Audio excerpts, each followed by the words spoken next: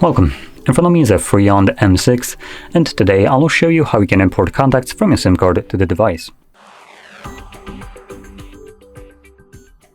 So to get started, you'll want to open up the standalone contacts application, like these ones right here.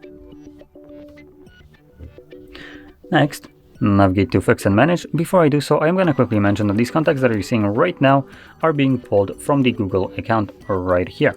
And you can see it being listed. Also, I can display contacts from the SIM card.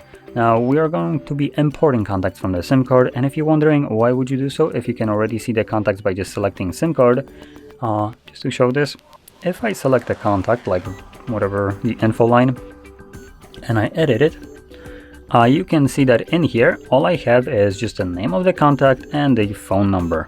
I cannot change the image for the contact. I can add any additional options.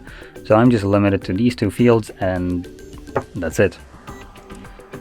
So anyway, let's jump to importing. So we're going to select Fix and Manage and then Manage SIM. This will display all the contacts that are on your SIM card. By default, they will all be selected as long as none of these contacts exist on your contacts list. Now it is trying to import these contacts to the Google account, which doesn't have any of these contacts.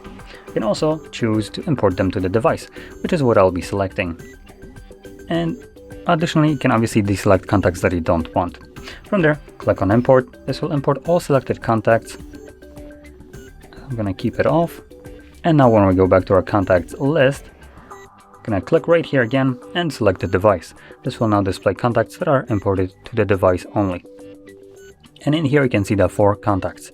And again, we can select info line right here, select edit, and now we can see we have way more options in here, like adding our picture to our contact, the name, surname, company, number. You can add multiple numbers and change the label for them. So for instance, home, mobile, add email, date of birth, for instance, addresses and stuff like that. So it does give you much more versatility.